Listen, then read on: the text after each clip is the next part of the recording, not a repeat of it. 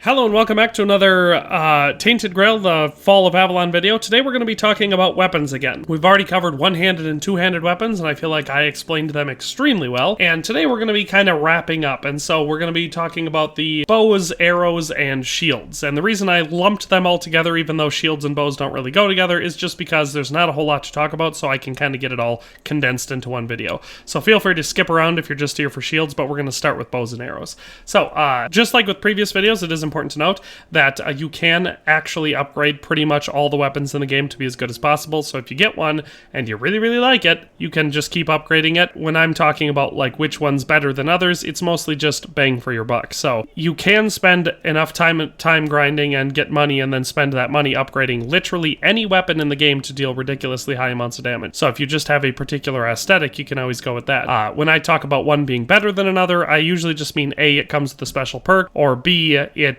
will get to that damage level quicker because it just, upgrades better. And so I've tested all the weapons throughout the game, upgraded them all ridiculously high, spent a lot of time loading and reloading saves so I could record all the data and everything. So that would be how I have the information that I have. So on top of all of that, if you want to upgrade weapons, just a short little bit of information for anyone that might not know, you head down to the bottom left-hand corner of the map to the castle where you'll be spending most of your time, and right where my character is located, you will find a blacksmith, and that is, you talk to him, and after you've gone through a conversation with him, the sharpening ability will pop up, and that is how you upgrade all armor and weapons. So let's just get down to talking about bows. So bows in this game are interesting because they don't work like bows in most games do. They all actually start at the same damage level. So you can see this one's super leveled up, but if you look at the short bow, which is the first one you'll find and typically thought of as the weakest one, starts at 2 damage for the minimum, so does the long bow, so does the composite bow, so does the great bow. The difference is the max damage. So your minimum damage for all these bows starts the same, and as you level them up, it stays consistent. And so for every single one of these, that minimum damage is going to be the same. So at level 1, the minimum damage at 2. At level 5, it's going to be 22. At level 10, it's going to be 41.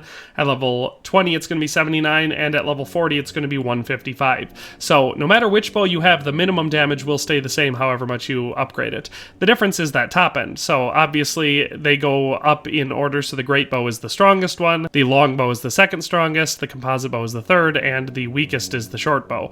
That being said, there's other things to consider, like the short bow is the fastest to shoot. The composite bow is almost exactly the same speed. The long bow takes a little bit longer, and the great bow takes a lot longer to draw and shoot. Fire rate versus damage is something to be considered. So in my personal opinion, I find the best bows in the game to be the short bow and the composite bow, and I give the overall edge to the composite bow. So if you want to find that, it's a unique weapon. I have a video on the channel. It's very easy to find. So if you watch that video, you'll be able to get your hands on the composite bow if you haven't found it already. That being said, none of the bows are bad, and obviously if you want to just maximize your damage potential, then the great bow is the best way to go because it does have the highest max damage potential. But like I said, it takes a lot of stamina to use it and takes much longer to fully draw and fire the great bow. That is kind of the TLDR for that. As far as damage stats for these ones go, I don't have the max damages recorded for every single milestone, but I figured I'd do them all at level 40 for these ones. So at level 40, the short bow has the minimum damage of 155 and the maximum of 174, so that's the smallest range that you have. Next up, you have the composite bow, which at level 40 has that minimum damage of 155 and the maximum damage of 186, so we're about 12 higher for, your maximum possible damage with the composite over the recurve bow, but basically the same speed for firing it, which is, like I said, why I think the composite bow is overall the best one in the game. The long bow comes up next. That one, again, at level 40, we have that that minimum damage of 155, but a max of 196, so we're moving up another 10 over the composite bow. That being said, it's maybe 5 to 10% slower to use it, so I find it balances out, pretty close. So, and considering the minimum damage is the same across the board, that's why I don't personally find the longbow or the great bow to actually be worth the increased stamina and draw time. But that being said, the great bow does have the largest one, and at level 40, that one has the minimum of 155 and the maximum of 218, so considerably higher there. That being said, there are specific perks you can go through under the dexterity skill tree, so like piercing precision, weapons ignore 10% of enemy armor, that will apply to bows as well. Sharpshooter, when shooting arrows, you have 10% more chance for a critical strike, so that'll improve your crit chance with shooting it.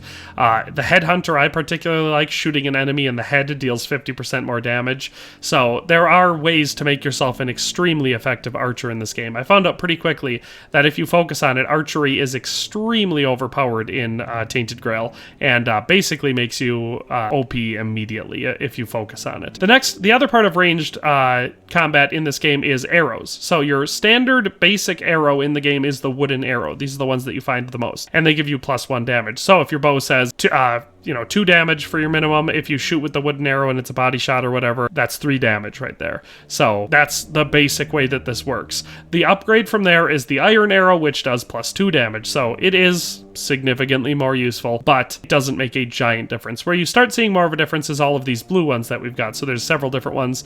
You can make these once you've learned how and gathered the supplies necessary, and you can also purchase them from this guy right here. So if you leave the castle and head down towards the hunter's camp here, there's a guy standing in there where you can actually purchase A, the books that teach you how to make these arrows, and B, you can purchase the arrows from him. And the arrows are the weakening arrow, so 1 hit inflicts 8 weak. So this one is kind of a compounding damage. I find it to be very useful against larger enemies with a lot more hit points and that do a lot more damage, because it doesn't just do some straight damage, it makes them weaker. So they take more damage when you hit them and they deal less damage when they hit you. The fire arrow is the most universal one. This one affects pretty much all enemy types equally well, and on hit it inflicts 8 burn damage, and that will go for a couple seconds. So it's useful. I find that one to probably be the most universal. The frost arrow slows down enemies. That one is also useful against your larger enemies that you're going to take a little bit while, so ogres, stuff like that are going to tank, because if you slow them down you can go in and get a whole bunch of hits, or just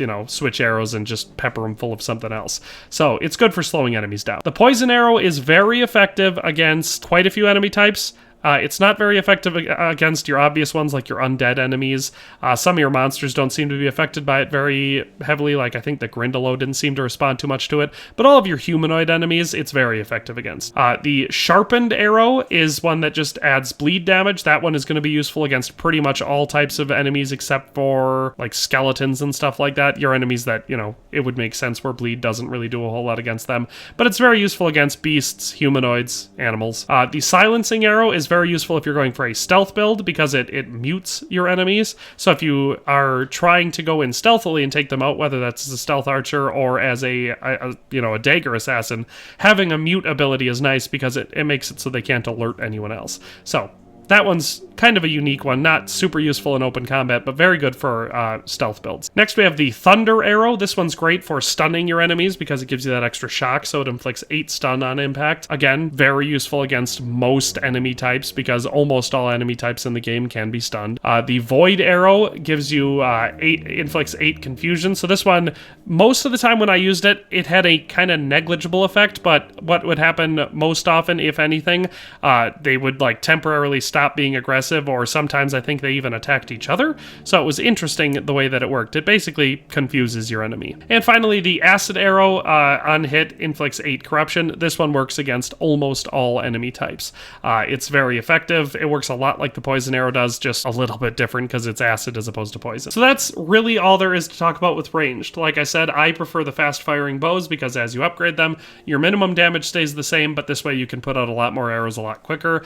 And your specialized arrows are not necessary. You can make your way through the game perfectly well using just wooden arrows, but the individualized ones do add a certain element to the gameplay where you can really target in on your enemy's weaknesses. So there's a lot to be said for ranged combat in this game. And just because, like I said, there's not really all that much variety, I felt like including a little information about shields, because there are only 3 in the game, or at least as far as I have been able to find. So, in order from worst to best, I guess, you have the Cracked Shield, which you can get right away at the beginning in the tutorial, and I don't think anywhere else, so if you don't pick it up there, unfortunately, I don't think you can get it anywhere. Then we have the Wooden Shield, which is the most common one, and the Kite Shield, which is less common than the Wooden Shield, but also extremely easy to find, because in this castle, there's like a dozen of them just stuck to the wall, and you can take them whenever you want. So, the shields are very, very simple. They can be slotted for extra perks, so you can add relic slots to them like I have here.